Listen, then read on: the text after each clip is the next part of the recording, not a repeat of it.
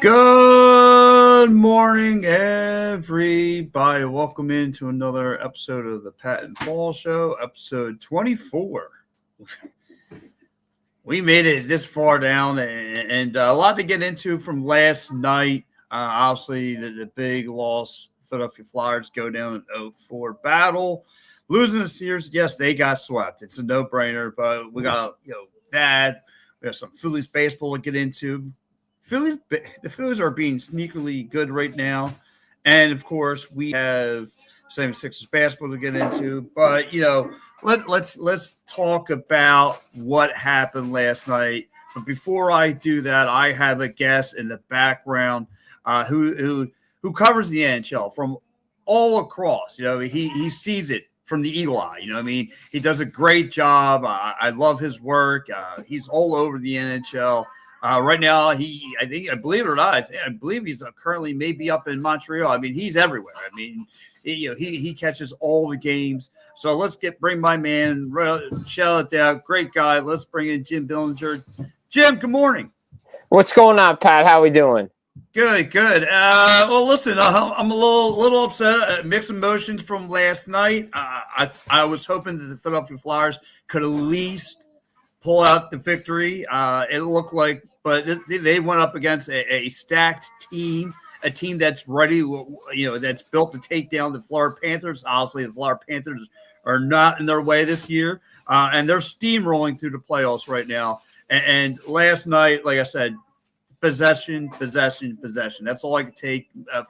You had this Carolina Hurricanes team that had great possession, second period, overtime. It didn't matter. They played tough. Tough loss for the Philadelphia Flyers, and now they face the Broomsticks and got swept up. What's your thoughts overall? Yeah, I think this Flyers team really overachieves this season. I think, if you look at it, if it was the old format of 1-8 in the playoffs, they're probably the 8th best team that got in, and they probably would have ran into the Hurricanes anyway in the first round and probably would have been out anyway. So you can clearly see they took advantage of a format that of indicative of playing a rival in Pittsburgh. You're emotionally invested in that game, in that series. You're up 3-0. You probably went a couple extra games you probably shouldn't have. Probably could have taken that done 4 or 5. Maybe you have a little bit more left in the tank. But I don't think they were beating Carolina. Maybe it would have been a gentleman's sweep. But Carolina just keeps coming, and they keep coming with the same way, no matter what it is. Doesn't matter if the score's 1-0. Doesn't matter if the score's 2-0. If they're up, down, they play in the same way. And you know what you're getting from Carolina. The Stankoven line took over in Game 4. They were starting to get contributions from Aho and Jarvis. But you could clearly see the Flyers just don't have the firepower to match the Carolina Hurricanes. Frederik Andersen played well. He did enough. He made big saves. I thought Philadelphia, probably like the Ottawa Senators in round 1, probably should have won Game 2 in overtime. I thought they dominated the game. I thought they dominated play, especially overtime. But all it takes is one bounce for the Carolina Hurricanes. And they got the bounces. I remember talking with some of the guys. They're like, we play the same way no matter what. And it doesn't matter if in our BC game, we're going to get the breaks that maybe we don't normally get if we play lower down. Or if we play our A game, we know we're not getting breaks because we're just dominating. But if we're playing our BC game, maybe a shot from their opponent goes in off a post. Like last night, for instance, the Jackson Blake winner. That's just a bad bounce off a glove. Dan Vladar stops that 9 times out of 10. That's what happens when good teams find a way. Good teams just find a way. The better team always finds a way. I thought Philadelphia played really well in this series at times, but then at times I said, hey, they're still a young team and they still have a lot of holes to fill. And you're right. Again, so I had mixed emotions. Again, it part of me was getting frustrated because I just seen, but I realized, listen, like you said, back in January, this team gave up nearly 60 goals. This team had like a 3.8 chance of making the playoffs, and here they are. Every game was a playoff game for them. They really cranked things up, and they really caught this city by a storm. At 1 minute they're not even on anybody's radar. Next minute they're the talk of the town. Every day we're talking Philadelphia Flyers. Then you go into the playoffs against the Penguins. I think, the first goal, the last goal, I mean, it didn't matter. I mean, the place erupted. South Philly was packed every night. The barn was electric. And so, and then I looked at the way Carolina is. And again, I'm talking with my father-in-law. He's like, and I'm just being optimistic, right? My fandom's coming out. I'm like, yeah, we're going to give them a run. And you really have to look at this Carolina team who plays great defense. Who like if you saw it yesterday, they played man to man. They stuck to the Flyers like glue. And then when the Flyers had any kind of chance to come into some kind of scoring lane on the power plays, they shut down the middle. They made things easier for Frederick Anderson, where he didn't have to have a tough night. And the Flyers, like you said, just being so young, and I guess the Tocchet game plan was to get the puck and get the puck. There was not really much of a strategy. Or to me, I like to see maybe some screens to get in front of Frederick Anderson and try and make things hard for him. And still, well, that's how you get to Freddie Anderson, right? You get in his lane. That's like any goalie, really. You put a big body in front, you screen him, this and that. You get in his way. I thought Philadelphia, at times they did that. But again, Frederick Anderson made the big saves when he needed to, right? Like Dan Vladar, Dan Vladar has been the story for Philadelphia all year. I mean, I don't think anybody expected him when he came in to be the 1A. This season, it was probably supposed to be Urson. And like we saw in Calgary, it was, oh my God, Dustin Wolf and Vladar. They complemented really each other. It could have been Urson, somebody else with Vladar, but Vladar became the guy. And I think he also just ran out of gas. I mean, like, they get to 2 overtime games against Carolina. It's a bounce, right? It's just a bounce. Vladar played well. Anderson was excellent in game 2 because I thought the Flyers were really charging in game 2. I thought they really played hard. I thought that there was bounces they could have gotten, just tough breaks. But again, you mentioned the Carolina penalty kill. I've seen it for so many years when they play against New Jersey. They have an aggressive penalty kill that doesn't allow you to get a shot off, that doesn't allow you to set up, and then before you know it, you're giving up a shorthanded goal. Like the Flyers gave one up. I think it was in game 3 they gave up a shorthanded goal. So it's like, well, you think you have the man advantage and you don't. Like Carolina is just relentless, and it's a former Philadelphia Flyer and Rob Brendamore who's coaching them right now. They play his style hockey. And you're right, because when you look at it, and first of all, Kyle's checking, he goes, brutal way to lose the game for the Flyers off the glove. Yeah, and that's what it's been, right? It's been these weird, fluky, crazy goals, whether it's off the back of the glass, whether it's over the shoulder. It was crazy. But, getting back into this game, You mentioned about Danny Vladar. Nobody saw this coming. No Flyer fan would. They looked at Danny Vladar just to be a Band-Aid in a wound, to be a placement holder for the future goaltender. And who would have thought, right? Who would have thought that he would have showcased? He said he wanted to be a Philadelphia Flyer. You hear all the things you typically hear from athletes that first come to Philadelphia. It's like, okay, I've heard this before. But he really wore Philadelphia on his sleeves. I mean, I know it's only May. But I think I can speak for a lot of people in Philadelphia. I could tip my hat to being this guy be the MVP overall athlete of Philadelphia sports. I mean, the way he was just a dog, and you see he gets hurt in January, and this team went, like I said, it gives up nearly 60 goals, and Sam Harrison was supposed to be the guy, and it wasn't. Then Harrison comes in later on in the season. They kind of actually complement each other down the stretch, and I like the addition of Porter Martone. Trevor Zegras this year really just came out to I talked with him after a game in New Jersey, and the Flyers had just gotten to the playoffs. And I asked him, I was like, are you excited? Like, what does it mean for you to be in this type of situation when it gets to the playoffs? He's like, I want to prove to people I can step my game up. This is where I want to win. I want to be in this situation. So, I mean, he really embraced being a Flyer this year. We'll see what his contract is, the RFA. We'll see if, how long they bring him back for. They got questions on the back end, Jamie Drysdale as well. What are they going to do with those guys? There's still a lot of holes on defense. I think they need another right shot defenseman. I do believe they need another center because Zegras is not a center. You need goaltending. Dan Vladar is the only guy signed.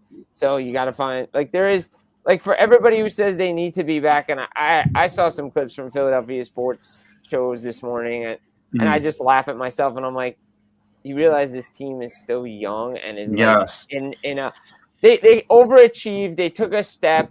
Yes, you want to get back to the playoffs next year, but the worst thing in the world for this team is actually not to make the playoffs. It's a good thing if they don't make the playoffs next year, because then it addresses what the needs are, either via draft, free agency, trade.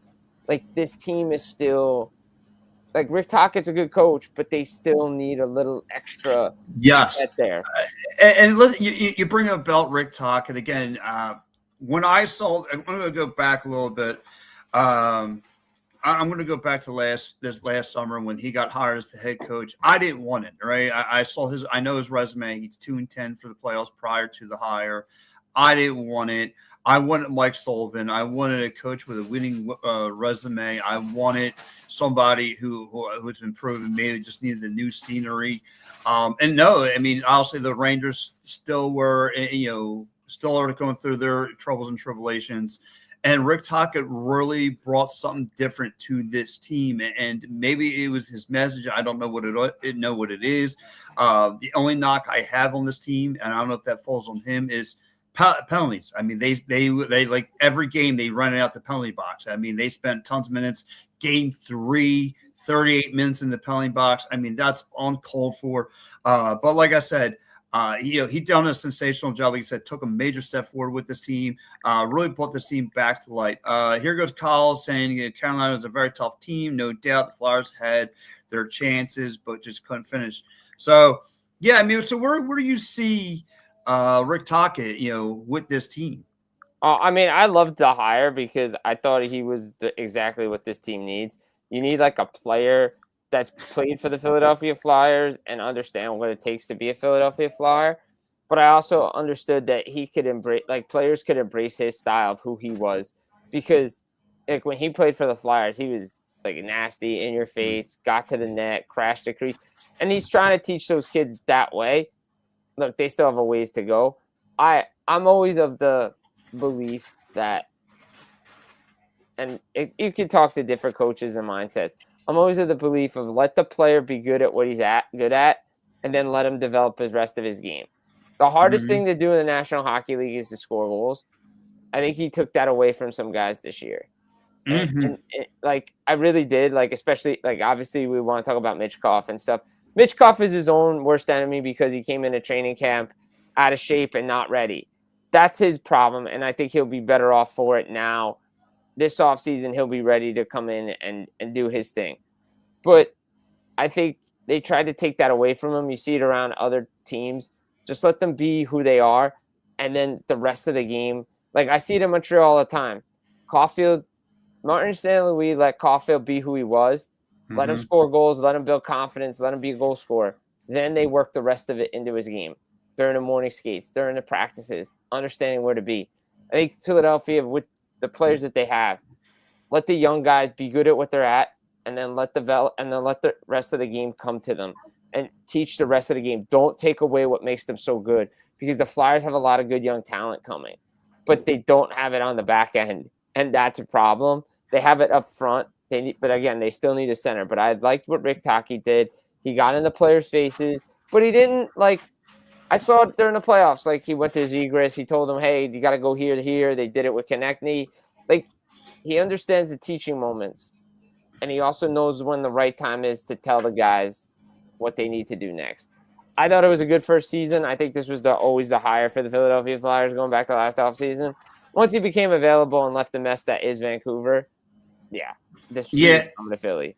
Well, we're getting a couple more people chiming in. Annie Sauer checking in. He says, let's go Canes. I figured Canes fans were going to come take their jabs at Philadelphia fans. But listen, you can say that to me. It's not going to bother me. Listen, again, I'm more for the Canes. Obviously, they're built to win. They're a juggernaut. Let's get into, like I said, what to you was the big difference between we're talking about Tocchet from John Tortorella. I mean, obviously, two aggressive coaches, but they coach into different formats. Obviously, John Tortorella now, a head coach of the Golden Knights. What is the big difference that you've seen that, maybe it's just the teams are now responding differently to Tocchet?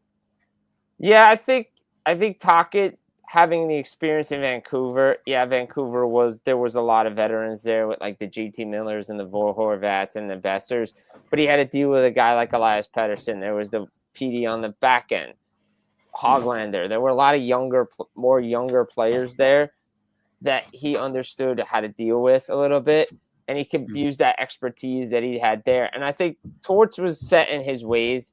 Like Torts, to me, when he came into Philadelphia, I know what he did at Columbus, but Columbus still had a lot of veterans on that team, and they weren't the young Columbus team that everybody knows as it is now. Mm-hmm. He goes to Vegas. He's the guy. He's like, okay, we need to win a Stanley Cup. We're bringing in Torts. But I've seen Torts evolve. So it's funny because he's so different. Like, I think Elliot Friedman used it. He's like the wise old man. Now he's like Yoda. We actually saw it because I was there for 4 Nations. Again, I didn't go to the Olympics, but I was there for 4 Nations. So I understood what Elliot was saying because I watched the morning skates and I watched the practices. He'd be taking the young guys around and it's like, okay, he wants you to do this and this. But he wasn't like in your face like the old Torts. He was like a mentor to these guys. And I think that's what he wants. Like, you're seeing that Marner's taking the next step in Vegas, right? Like, he understands what it takes to win. Tockett's there to be – they want Tocchet to be like the next St. Louis, like we see in Montreal. He wants them to grow with this team. And whether if they get to the playoffs and they win a cup, that's great. Danny Briere and Keith Jones still have work to do on this team. But it's 2 different styles. And I think if Philadelphia was in a place to win and Torts came in, I think it would have been fine. It worked. But again, his style is only good for so long. And when a team needs to win, you can bring him in. Yeah, and you're right. Yeah, listen, Tocchet and Tortorella, a little bit 2 different styles. I'm curious, like you said, where this goes from here. The Philadelphia Flyers, I think maybe 3/4 youngest team in the league. Last night I saw a bunch of 19-year-olds running around. Made me feel really, really old. But I want to get into talking about Michkov because now he gets a healthy scratch for 2 games. I'm hoping I'm not seeing this before. I know I've heard rumors. I don't know how true they are. He wasn't happy about getting the last healthy scratch. I saw he was crucial to that game 6 for the Flyers versus the Penguins, where he comes up with a nice pass to Cam York. Cam York obviously gets that nice goal. But, I just hope this ain't potential writing on the wall early of him wanting to cash out, of wanting to get out of here. I hope that's not the case. Like you said, hopefully he comes in game shape and ready for that. You don't smell that, do you, where he could be potentially getting frustrated and wanting to walk out?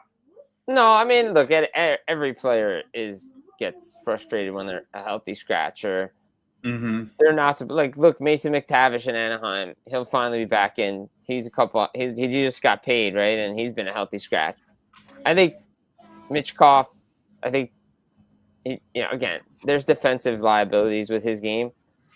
But the Philadelphia Flyers don't have offense. And when he's like one of the 3rd or 4th best, probably 3rd best offensive talented player, and maybe top 2 if you really want to, in terms of skill and talent, he has to be on the ice. Like, he can, in an elimination game, you cannot be watching the game from the press box. I'm sorry. Like, you need your best players to be playing. And that's what we always hear when teams get eliminated. Oh, your best players didn't show up. Well, if one of my best players is sitting in the press box, how can he take criticism? Like, I know his game. He's been out of shape. He's mistakes, turnover. I get it. But he was crucial in the game that he did come back in to allow the Philadelphia Flyers to get to this point.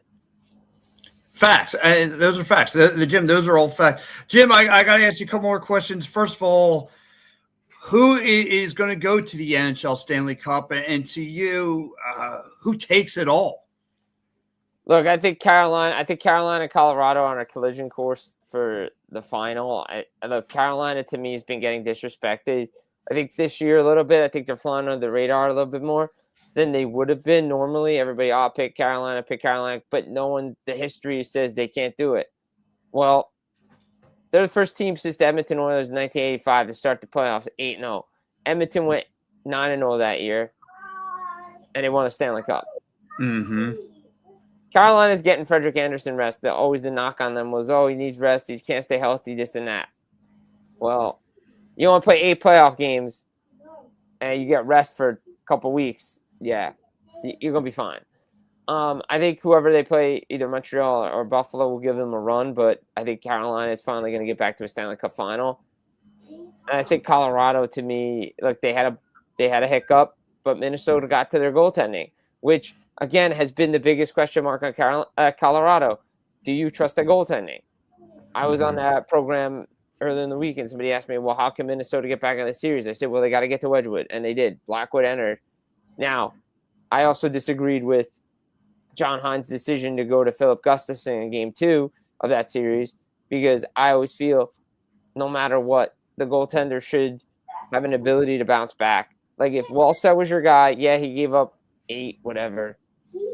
Let him give me a chance to see what he can do in the following game. Well, he got scratched. Gustafson played okay, and Wallstedt comes back for Game 3 and was lights out again. So, again, you're seeing it in Anaheim. Stick with Lucas Dostal. He's your guy. Buffalo, that's a different story. Ukko-Pekka Luukkonen wasn't ready for the spotlight. Alex Lyon was, so he's the guy there. I still say Colorado, but if Vegas is going to be that dominant, it could be a tough challenge. But I think Carolina from the East for sure. Oh, I think so too. I mean, again, they hit the knockout punch with Ottawa, then they come to Philly and just steamroll it. Again, to me, I'm not going to get frustrated. I'm not going to be one of those guys to get in a rah-rah. Yeah, does it suck? The Flyers could, I thought in some ways they could at least push a couple of games, missing big shots, TK, all that stuff. But like I said, this is a young core now. Like you said, they're going to have to get some pieces, and it's going to be fun to see what they do in the summer and the off season, and how can they, take a step further, right? We got Dodgers checking in. Goes, I think, Golden Knights are going to win the whole thing. Okay. You guys, that's my second team. Wait, that's a violation. You can't have 2 teams. No, I'm kidding. But I agree with that. You can't have 2 teams. If if your team didn't make playoffs, okay, I give it to you. But you can't have 2 teams. No, total violation. You can't have 2 teams. Like I said, if you want to check it, if you got players you would like to watch it and see if they can, that's fine. Like, again, to me, watching Braun Brendy, I'm going to be fine with. I love Sean Walker. I loved it when he was here. I thought it was a major. I'd never want to see that kid go. But again, this is going to be fun to watch. Like I said, it's growing pains. I'm happy with the team. But I got to ask you. I know you're got your close eye on the Sabres, and like I said, I love where the NHL's going. You got the Sabres, you got Montreal, young and up and coming teams. This has been fun. The NHL TV rings have been now skyrocketing. I love to see this stuff. So, Jim, I got to ask you, 1, what's the meal of the day, and 2, for this Buffalo and Montreal series, and who do you got winning this thing? Look, I'm going to stick with the Canadians. I still think the way, if we watched Game 2, you go back, I thought Montreal played really well. I think it's a wide open series, first of all. It's different than the Canadians-Tampa series, where it's a little bit more defensive structured. But Montreal played their defensive game and were able to create chances off the rush. Now, again, first 2 games, there are a lot of turnovers. Teams capitalize on turnovers. I want to see a game where both teams play clean, because I still think Montreal has the edge there. But also, if you look at it, I think the Canadians do have the experience. They have guys that are going to do a cup final before. Alex Newhook clearly is a Stanley Cup winner. Caulfield was there in 2021. So was Suzuki. They have a bunch of guys that have been there. Buffalo, I want to see. Now they got hit in the mouth, and they got hit in the mouth hard. It's not like they got hit in the mouth by Boston, where it's a mucky. They got hit in the mouth by a team that can match speed. Dobich played well. Power play, I think Cole Caulfield's going to break through. The Montreal atmosphere is unbelievable. I was there for round 1. If it goes 6, I'll probably be back for Game 6. Unfortunately, because it's Mother's Day weekend, can't go to Montreal. Yeah. But look, I think Caulfield's going to break through. I still think Montreal's a better team heading in there. Meal of the day, they got got to go with old reliable, man. Chicken tendies today. It's a good day for chicken tendies. You know that? Yeah, listen, I can never turn down some chicken tendies, never at all. But guys, listen, give my man Jim Bellinger a follow on all of his social media, outlets. Again, Jim Bellinger joined the Pat and Paul show. Obviously, my man Paul couldn't be here. He lost his voice during a UFC pay per view. That's fine. He's a big UFC guy. But anyway, guys, I would definitely say, Jim, where can everyone follow you at on your social media platforms? Yeah, check me out at Jim Bellinger. It's on Twitter. It's probably the easiest one to follow me along. I'm on Facebook, obviously, Jim Bellinger. Full Press NHL on Twitter as well, on the X Machine. Check me out there. Full Press Media on Substack. Put a lot of articles out. There's a Flyers one I'll send you. You can post your things about Zegras and stuff. I'll send you that because we talk some Flyers. I have some great guests that come on the podcast. Full Press Hockey up on YouTube. That's where you can find me. All right. Well, listen, that's my man, Jim Bellinger, guys. Thank you so much, Jim. Have a good one, buddy. All right, Pat. Thanks so much, guys. Enjoy. See you, buddy. That's my man, Jim. I love Jim. Jim does a great job.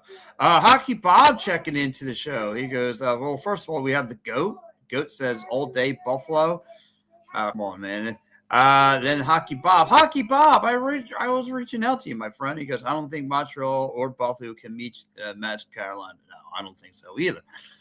But anyway, listen, we talked enough about the hockey team. Let's talk a little baseball because this baseball team secretly has been playing really, really good.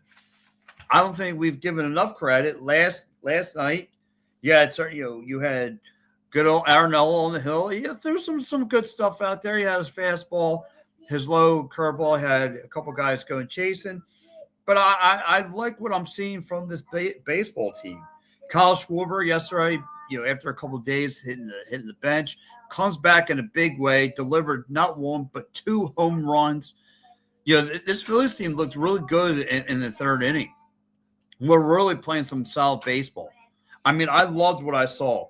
They once Alex Bohm got things going. You had Trey Turner being a little aggressive, going after the first pitches. Obviously, he was 4 for 5 yesterday. I liked that his game, but again, got the right, things going. And Alec Bohm being at the bottom part of the lineup, being a spot where there's not a lot of pressure. And he really cranked things up yesterday. He's really turned things around. Again, he goes 3 for 4 yesterday, 2 home runs. He was great. And then he got started. Kyle Schwarber had a home run. I love what I'm seeing. The Phillies are, again, 9 games out. They're 4.5 out of the way from a wild card spot. So now, I think it's safe to say I'm going to give the division to the Braves. And listen, this is still way early in the season, right? But now we're approaching mid-May. A lot can happen. I'm not worried about the division. I'm going to just call for but as long as you're a wild card team, that's all that matters. You're 4.5 away, and you're getting good quality starts from your starting pitching, and that's what you need. That's what you need. Like last night again, Arenado on the hill had some nice high fastballs, some low curveballs, getting guys chasing last night. And it was good to say. Last night, Arenado had 4 Ks. He allowed 6 hits. He's had some better starts. Last night, the week before, he had 5 Ks. So, again, Nola has been better. I've seen – but you're starting pitching, big questions. Big questions about Andrew Painter.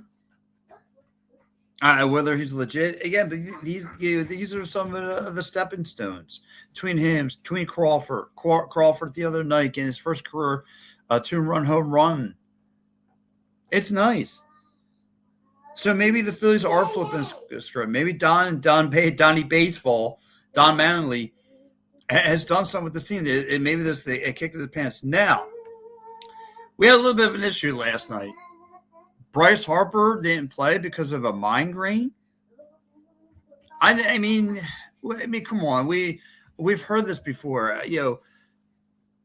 Painter didn't play, but didn't start a game because of a migraine. Hey, listen, thank you for the follow.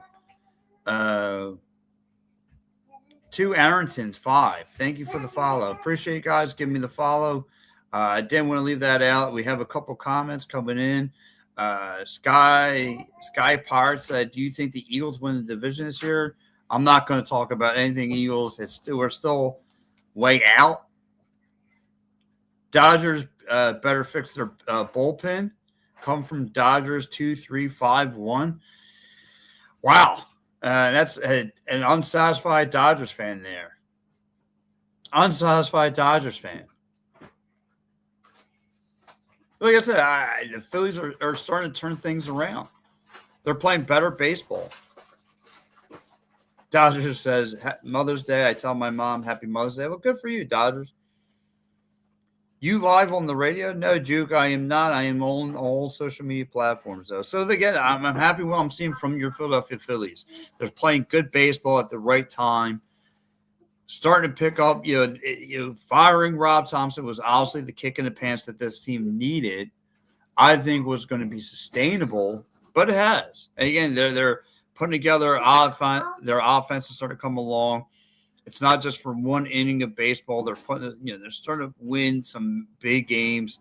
You split the series with Colorado. We'll see if they can win. And last night, Elmo from Sesame Street was in the broadcast booth. Maybe Elmo needs to stay around. I don't know.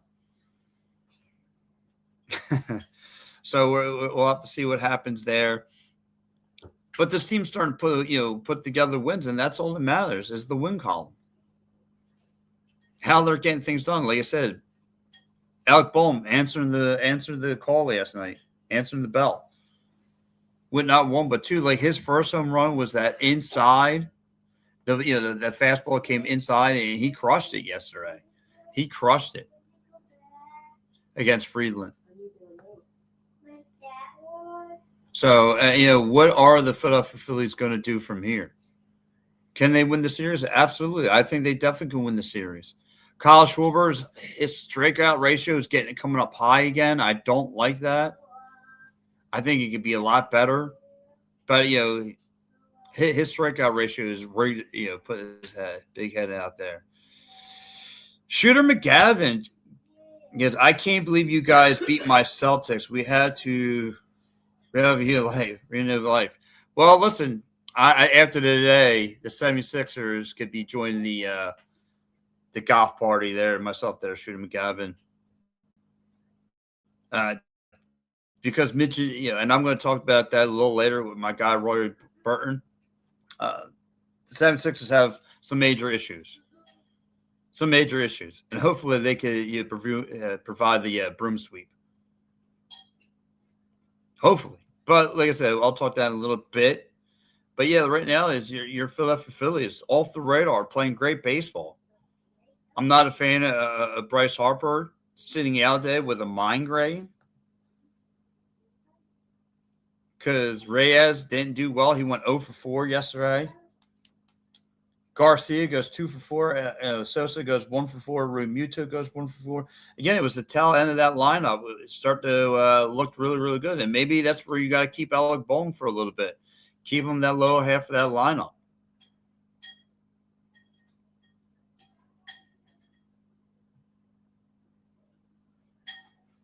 So that kid Freeman had 4 Ks yesterday, gave up 10 hits. And you got to give credit to the bullpen, too. Bullpen, I thought, played pretty decent yesterday. Tanner Banks, 3 Ks. Sugar had 3 Ks. Chase Sugar had 3 Ks. Orion Kindergarten had 11 Ks all together. Shooter McGavin says Bohm's parents ruined him. Well, that might be true. But, it's got to be better. Alec Bohm's got to be better. He's, like I said, 2 home runs yesterday. He needed it. And, when he's not playing panic baseball, he looks pretty good.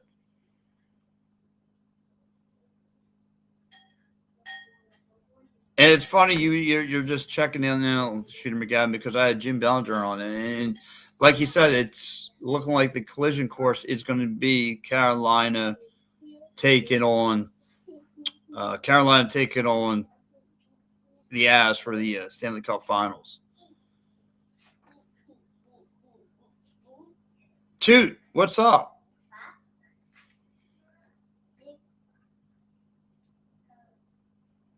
So, like I said, we're in for a wild ride. Like I said, I love the NHL playoffs. Just because the Flyers are not in it doesn't mean I go away from it.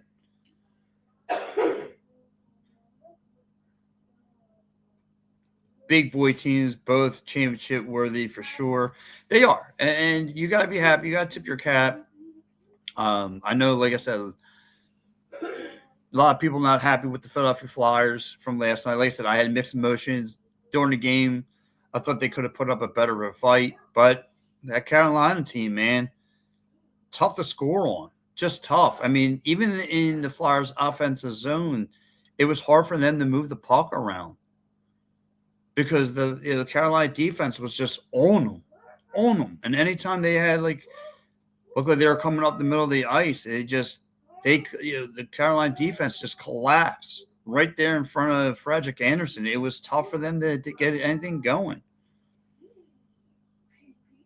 Again, this is some of the growing pains that this Flyers team are going through. Some of these young guys, only 19 years of age. I mean, poor Martinez's story. I mean, he goes from playing into the college realm to getting thrown into the fire of playing in the NHL playoffs, where the elite of the elite hang.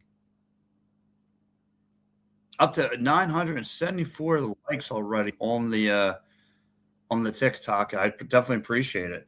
But yeah, like I said, rough night for your Philadelphia Flyers last night.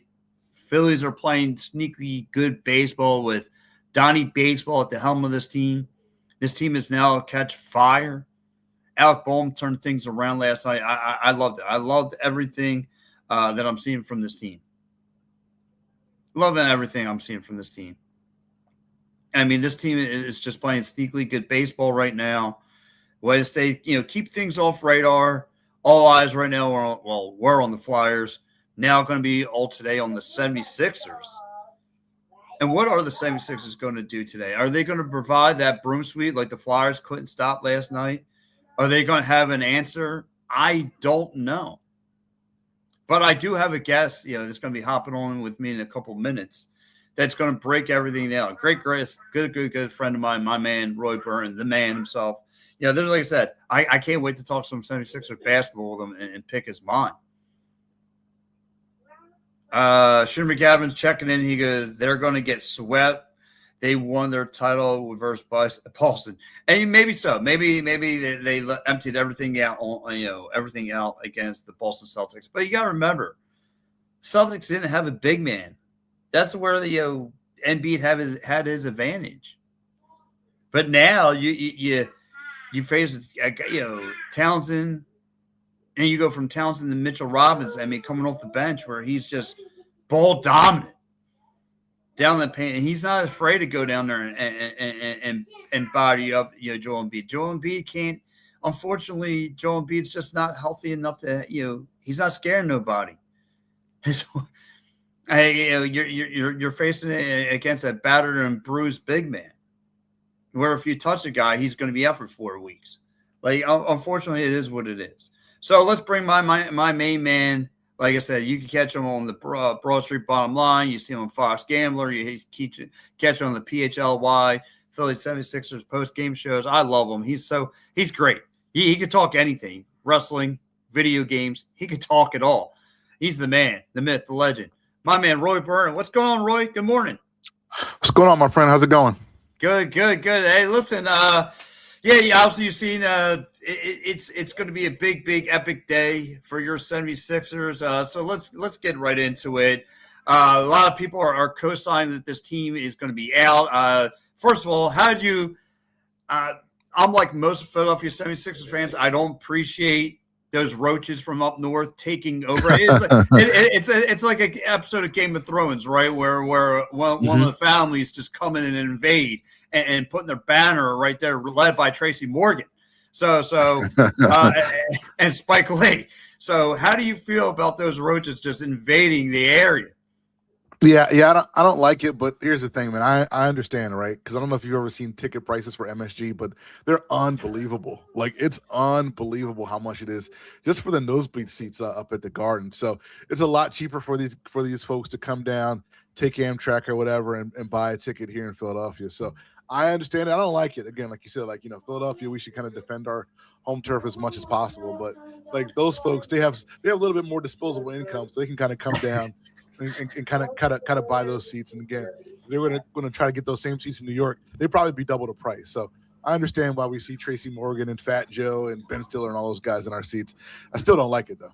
No, it's like when the Bolton family took over north of the wall, or over that Stark family. You know what I mean? Right. It's like it's something just can't take. But listen, let's get into it. Also, we have to talk about Joel Embiid. Joel Embiid it's crazy because games 5, 6, and 7.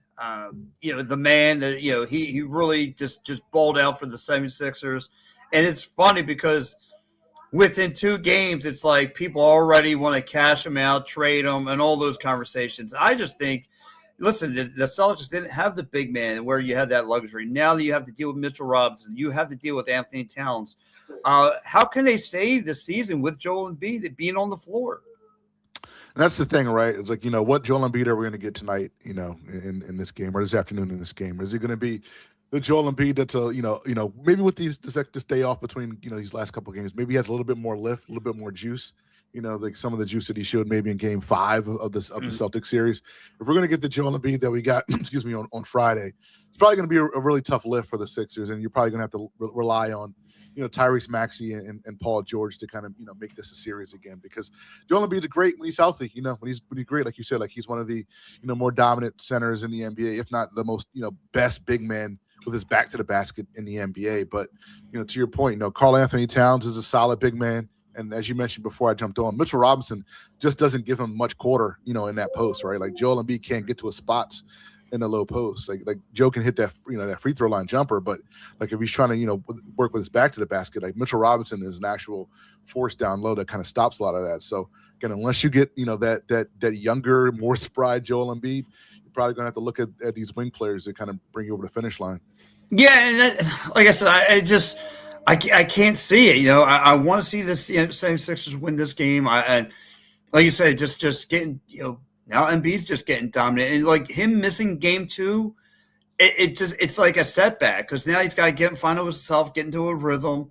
Now they got to find a way to stop the Knicks of scoring. And like I get it, we don't want Knicks fans being there and all that other stuff, but you got to remember, like Jalen Brunson, Bridges, Josh Hart, this is to them, this is their backyard. Like, and they got plenty of fans and plenty of people are going to come just to see them play. So you can't stop that from coming in there. And this is where those guys ball out right here in South Philly. So to them, this is just, like I said, this is another home game for them. So, it's going to be hard for being, that core, what we have, and defensively, we don't have it to match. You know what I mean? Yeah, no, like this is like the Knicks are a really good team. And like, like you can say, a lot what you want about, Karl Anthony Towns not being able to stay in the game with foul trouble. But it doesn't matter when you have like guys like Mitchell Robinson, when you guys like Deuce McBride to step in when OG Anunoby's out. You have players like Jordan Clarkson and Landry Shamet to come in. Again, I'd love to have a couple of those guys on this bench. This is a team that legit goes, 10 deep, 9-10 deep when everybody's healthy. So this is a really good team. So to your point, like this is a team where, like you don't have to play perfect basketball, but you have to play pretty close to perfect basketball.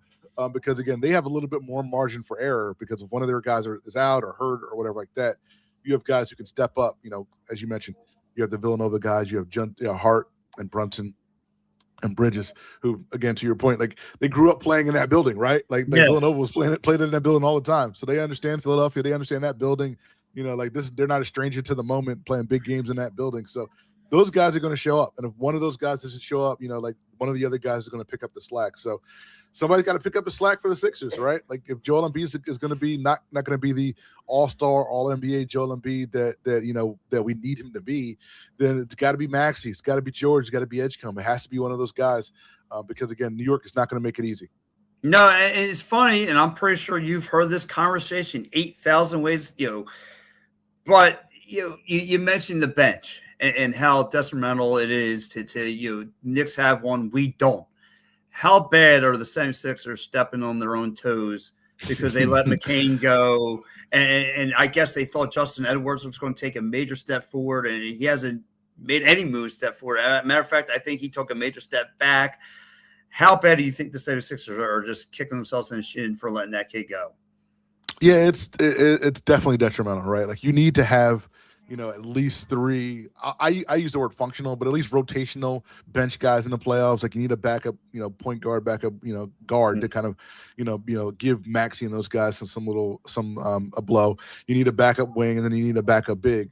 You don't really have a lot of guys that you can count on. I mean, like Quentin Grimes, you thought was going to be, your primary bench scorer, in this series. And over the last 5 games, he's averaging 5 points per game, right? Like he didn't score. No one on the bench scored for the first 37 minutes of game 3. I mean, that's just inexcusable. Like you can't have, 37 minutes of a basketball game where no one on your bench makes a basket, makes a shot, not even a basket, just a free throw even. So again, like you were hoping for Quentin Grimes to be better. He hasn't been good. Dominic Barlow's a fine body. He's a nice energy guy, can kind of rotate a bit on defense, but he's not going to give you much offensively. He's not going to rebound a lot. And then other than that, like to your point, Justin Edwards just maybe the moment's too big for him. Maybe he's just not there yet, but he hasn't been that wing scorer that you needed. He played a couple, he played fairly well the first couple of games of that Celtics series, but kind of tailed off after that. So, and meanwhile, we listed all the Knicks guys that have been good on that bench. So yeah, like, I would love to have Jared McCain. You look at Jared McCain, like he didn't have a great game in game 3, but didn't play that much in game 3. But first 2 games of that Lakers series, he combined for 30 points, right? So he had averaged 15 points a game in the first 2 games of that Lakers series, made 8 threes over that stretch. Give me somebody who can make 8 threes in 2 games for the Sixers on the Sixers bench. Maybe we're talking about a 2-1 series right now. It's crazy. Like you said, I thought I guess they thought Grimes was going to take that next step. I mean, now you're starting to see the jokes because Iverson's in the building at every game. They're asking him to suit up. I mean, this is this again. And by the way, he's got some dope Flyers gear. By the way, every time I see him, he does. That was a nice jacket or whatever he had on the other day. It was pretty sick. I got to give it to him. But if this thing goes south. First of all, what are going to be the major storylines? And I'll start with the head coach, Nick Nurse. I thought definitely has done a great job trying to coach these guys. Is he out? I mean, what's going to be some of the pieces are going to get moved? And by the way, is he going to be a piece that gets moved? Yeah, I think something has to change. Let me say, I think something will change. And I'm hearing that it's probably not going to be Morey. So if something's going to change, then it's probably going to be Nurse. But as you kind of alluded to, like, I don't think it's really on him. Like, I just don't think they have the right pieces to kind of, be able to make a deep playoff run. I think, I know we kind of criticized Nurse, during the regular season for, his coaching tendencies and drawing up plays and things like that. I think he outcoached Missoula in that first round series against the Celtics, especially coming back from 3-1. So I think he's a good enough coach to kind of get you, a couple of wins in the couple of series wins in the playoffs. Obviously, he has a title, so that kind of counts as well. But I don't necessarily think it's Nurse's fault. But again, somebody has to kind of fall on the sword. Same thing with the Phillies, right? Like, wasn't necessarily Topper's fault that the Phillies got out to a bad start. You can kind of point the blame on the players. You kind of point the blame at Dombrowski for not bringing in more talent, in the offseason. But somebody had to take the fall, right? So it was Topper. And now they kind of turn things around. So I think it's probably one of those situations. I don't think it's all on Nurse, but I think Nurse is probably going to be the one that's going to get the axe if things kind of go south. Yeah, and you're right. Like I said, you brought up a good point. Like, he definitely outcoached Missoula, especially in that Game 7 where Missoula's just having these players just trying to drop threes. Obviously, they were hitting way too strong. I mean, at one point they made they had enough bricks. They built a house. They were just. It wasn't good for them. I mean, the 76ers were getting rebounds, but now, like, you see these crucial games against the Knicks, and they're not even getting boards. And like you said, he's going to have to be the guy that falls on the sword. But it's fun because I'm talking about the Sixers and Flyers. Obviously, people are like, well, the Flyers got swept, and everyone's okay with it. The 76ers get swept, and everyone's still losing their hair. And I just think it's it's kind of like the same storyline. It all falls on Embiid, and Embiid's health. And like, this is not. I don't blame Embiid. I honestly, it's just he just can't stay healthy. He just can't stay healthy, and I guess people are just getting tired of it, and they want to see a new regime of Sixers teams. And I guess they'll be happy if they saw another rebuild and all that stuff. So where are you with the 76ers if things go south today? I mean, we just talked about Nick Nurse. Where are you with this team, the core? Well, the thing with the Flyers, just to kind of get back to that point, the thing with the Flyers, like the Flyers, no one expected the Flyers. There are very few people, I should say, expected the Flyers to get to this point, right? They're a young team. They're kind of in the process of rebuilding, and they kind of, jumped the line a little bit, right? They kind of, it's like, all right, you get hot at the end of the year, you sneak in the playoffs, and then you beat your rival, in the first round. Nobody expected this run out of the Flyers, so this was a success, right? Coming into the season to now, it's like, all right, they kind of outperformed expectations. We're in year 6 of the Daryl Morey era where we expected to go at least to a conference finals, and we're still not there. So again, to me, it's been disappointing. And I know, like, it's really all dependent on the health of one man, right? Like, that's really what it all boils down to. Like, everything that we can expect the Sixers to do revolves around the health of 21. 21 is healthy, then this team can make a deep playoff run and potentially be great. 21's not healthy if he doesn't have the lift, if he can't move, if he can't do the things that we've seen him do in the past, then this team is going to get popped in the second round or popped in the first round as we saw in previous years. So that's the thing. It's like you're kind of stuck because it's like, all right, like you're kind of committed, like you've kind of committed most of your assets and most of your resources to kind of build around this guy, and he has 3 more years and $188 million left on that contract. Probably not a contract that you can move pretty easily. So you're kind of pot committed to Joel Embiid at least for the next year or so. I would imagine, given the entire situation. So it kind of is where it is. Like, I know people want to kind of blow this thing up and kind of move on. I'm not sure it's that easy. So I think you just need to kind of pray to the injury gods and hope for a healthy season of Joel Embiid next year and see how far you get. If you can't get that, I mean, you're going to need a Drummond to kind of go off and get you major boards. And because to me, I don't know how you feel. I know he's just a puppy, Dan Bona, but to me, you're trying to ask him to guard these these other big centers that just have experience. And to me, they're just it's a mismatch every time. It's a mismatch, and he just can't. I mean, I love the kid's energy. I mean, he's jumping around and he's got all that. But to do his job against these other centers, it's just not even. It's hard to do. And then they eventually go small ball, and it's just you might as well just say, hey, we lost, just forfeit at this point. No, your puppy dog analogy is perfect with Dembona, right? A bunch of energy, just all over the place. He'll do some great things and say, hey, you know what? All right, this guy, you can harness this a little bit. Like, this guy could be a pretty decent backup center in the league. And then, he'll have games like he had the other night where he had 4 fouls in like three minutes, right? And you're like, all right, like, I can't play you in the playoffs if I can't trust you to be a backup center and stay on the court. So you just don't have those options, behind Joel Embiid to kind of hold the fort down when Embiid's not in there. Like Andre Drummond, he's not even rebounding the way he used to, right? So if Andre Drummond's not rebounding, if he's not being a positive rim protector, then what is he out here for? Like, I'm not even sure. Dembona, who's gives you good minutes, gives you bad minutes. You don't even know. It's a grab bag. It's kind of you put your hand in the bag, see what you pull out, and then you have Don Barlow, who's basically just a two-way player who's trying to kind of make his way into the league. So yeah, it's tough, man. Like, that's the thing. You just don't have the horses. I mean, like, it's sad to say you just don't have the bodies to compete with the better teams, to compete with the Cleveland, to compete with the Knicks, to compete with a Detroit Pistons team. And it's probably not on Nick Nurse because he's kind of doing as much as he can with what he has, but he might be the one who has to fall on the sword. And it's wild, right? Because if Nick Nurse goes, this is going to be Joel Embiid's 4th, 5th head coach. And it's just like everyone's just going to look at it like, the team, go back, and it's always going to go back to the tank job, right? Because we tanked to get ourselves out of a second round knockout, and here we are. We can't get ourselves out of a second round knockout. It's been a decade later, and it's just. It's alarming. And it's a shame because I think a lot of people in the city want to see the 76ers, finish their story.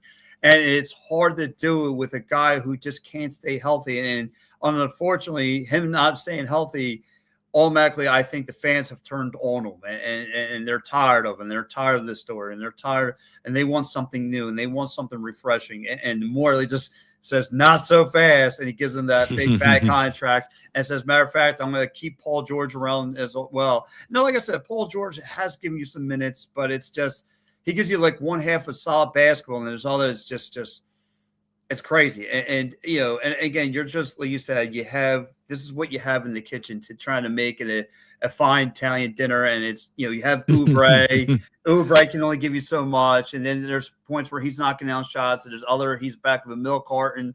I mean, it's just tough to see.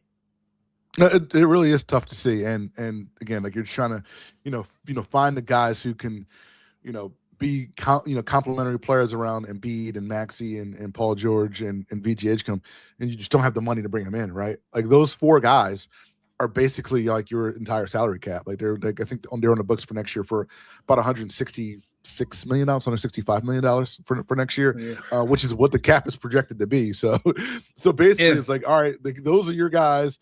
You have Dembona. You have Quentin Grimes bird rights. If you want to re-sign him for a number, if you want to, then you can have him. Maybe you bring back Kelly Oubre, but it's not like you can go out and get a major free agent or a difference-making guy, more or less. I mean, you have the mid-level exception, but other than that, you're probably not going to be able to bring in, the guys that you need on that bench, with the money that you have left under your salary cap. So it's tough, right? Like that's the thing. It's like you need, a healthy Joel Embiid. You need a consistent Paul George, right? Like you need VJ Edgecombe to grow a little bit. You need Dembona to again stop being that little puppy on defense and kind of stay on the court. Mm-hmm. Like you need a lot of things to kind of come together in the offseason to be one of the more dominant teams in the East. So you're asking for a lot. And whether it's Nick Nurse or whether it's Coach X, I'm not sure if we can expect all of that to happen next year. No, and like I said, you look at some of the, like you mentioned about Cleveland, they're only getting better. You mentioned about the Knicks are getting better. You listen, this Pistons team came out of nowhere, took the East over by storm. Eventually, Orlando's going to get better. Like all these bottom feeder teams are going to get better through the drafting, mm-hmm. and I still feel like Morley is still set on this old school. Let me build through superstars with big names, these old big names that just can't get you over the hump no more. And you're trying to revolve any which way you can to build around Joel Embiid, give them these these old role players that just can't do it anymore, or they're not just good enough. I mean, and unfortunately, Grimes ain't good enough to get you to the hump or anything like that. Yeah, and that's the thing. Like you look at Detroit, right? Like they have Cade Cunningham, but they have a bunch of complementary guys who can kind of do some things, and a bunch of complementary guys on pretty good deals outside of maybe Tobias, but you have complementary guys on pretty good deals that you're not paying a lot for, right? So you have the Knicks, right? Like a bunch of guys who probably like some of those guys are you can say are overpaid, like the Anunobys and Mikal Bridges, but they fit their role. They know their role. They do they do what they're supposed to on the court. Meanwhile, you're probably severely underpaying Brunson. You're probably underpaying, Karl Anthony Towns. Like you have other guys, and they're all young, right? They're all younger guys, all under 30 guys. So like you can have that team as a core for the next, 4 or 5 years or so. So like you're in a good spot where like you're paying a lot of guys, under the salary cap, but they're all young. They're all young. They're still, they're still in the prime of their careers. Meanwhile, you have a beat up 32-year-old Joel Embiid, who's kind of again, like lugging his body around the court. And Paul George just turned 36 last week. So 36-year-old Paul George and 32-year-old Joel Embiid taking up, next year, what, $110 million of your cap. Wow. It's hard to compete. Like, again, you just look at the numbers, you look at the ages, and you say, you know what? It's hard to compete. Like, I can't expect Joel Embiid next year to magically get healthy and play 70 games. Again, I can't expect Joel and Paul George at 36 to play it like he played, like 30-year-old Clippers Paul George. So yes, again, like reality says this is not going to get better, given the current assets that you have. So you probably need to make a change at some point soon. Yeah, and that's what they're going to have to do. Try and make it a different. Hopefully, like I said, hopefully they can avoid sweep. I'm trying to be optimistic. I'm starting to feel like the reality is going to set in. That the brooms are going to come out. I'm going to hear from a bunch of Knicks fans. It is what it is. Listen, I'm gracious. They made it to the second round. I didn't think they had what it takes after being down 3-1 against Boston. In some ways, I part again mixed emotions with the team. I felt like the season was a win. Just to get past Boston, who's been their thorn in their side for so many years, get to the second round. But ultimately, long story, it's the same old story. Second round or bust, and that's unfortunately that's what it's been. But look, the way the Phillies season has panned out, it's kind of stinks. The Union stink. A lot of these teams are. So listen, the way the Flyers and 76ers, two teams I just kind of overlooked. Obviously the Eagles having a lot of the attention. I thought the Phillies were going to be decent. I thought they were going to, after seeing their postseason last year, I'm like, they'll bounce back on the regular season. I'll try to be optimistic. Obviously, things went south for them.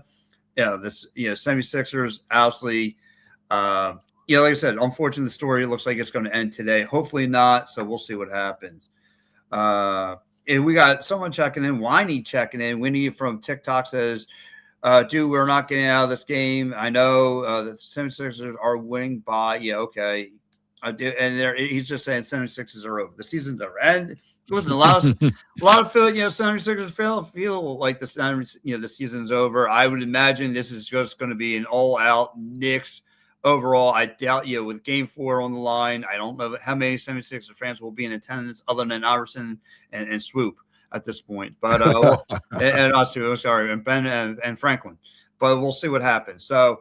But anyway, look, Roy, first of all, thank you for joining the show. Where can everyone follow you at on the only social media platforms? Yeah, you can follow me on Twitter and Instagram at the BS Line is my handle. You can check me out, all the stuff that I have going on. As Pat mentioned, you can check out the Broad Street Line show on 106.5 FM every Saturday at 10 a.m. And you can catch me tonight, actually, doing pre and post game over at PHLY. My good friend Devon Givens. We have pregame at 3 o'clock.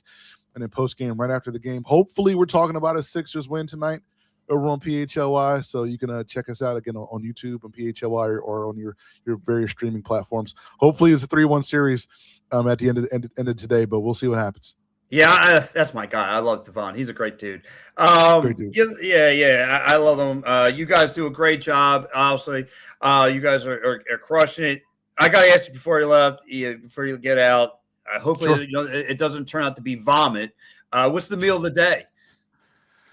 That's a good question. I'm not sure. Like I want to be positive. Like I was thinking, I was like, all right, let's kind of be positive and have like a nice celebratory meal, today for a Sixers win. So maybe just a simple pizza, just a nice simple, not New York style, of course not New York style, but some other style of pizza today. Maybe that'll be the cuisine that we dine on as we watch the Sixers pull out a victory today. Well, listen, the way the 76ers play basketball, they'll deserve Elios at this point, or ShopRite brand. But that's not a bad item either. But listen, we'll see what happens. Hopefully the 76ers can get themselves a W. Roy, thank you so much for joining the show. I appreciate it, my friend. Thank you, Pat. Anytime. Talk to you soon. See you, buddy. Bye-bye. Listen, that's my guy, Roy Bourne. Give him a follow. Facebook, social. He just told you he just dropped the bottom line, the Broad Street bottom line. Follow him on all the social media platforms, whether it's Instagram, Facebook, all that stuff. Guys, we'll see what happens. I will be back here later for myself doing a 76ers post-game show. My man Jack texts us, what happened in Flyers? Oh, come on, man. You have to kick me while I'm down. I'm about to see another team go down the tubes. But anyway, guys, I will catch you guys on the flip side. For myself, your guy Pat Bernard. Yeah, unfortunately, my guy Paul Spencer couldn't make the show, but we'll see what happens. Cuzzo says, "I told you 76ers, you beating the Celtics. You laughed at me. What are you talking about, Cuzzy? They did beat the Celtics. Celtics didn't have a big man. Matter of fact, the Knicks have two that are really, really good. Yeah, they have a guy named Mitchell Robinson who ain't afraid of Joel Embiid. He was actually scarier and healthier, a lot healthier. But anyway, guys, I definitely, if you're watching from TikTok, do yourself a favor. hit that follow button. If you're watching on all your other platforms, hit that follow button. Make sure you give me a like, a follow, and definitely like to hear from you. Oh, of course, Vegas Rob checking in. He goes, "What happening, Pat? All pain and misery with this basketball team and Flyers team." So that's what's happening, Mr. Hefner. But anyway, guys, have a good one. Enjoy your rest of your afternoon. Happy Mother's Day to all the mothers out there. I definitely forgot to mention that. Shame on me. So, guys, have a good one. Bye-bye.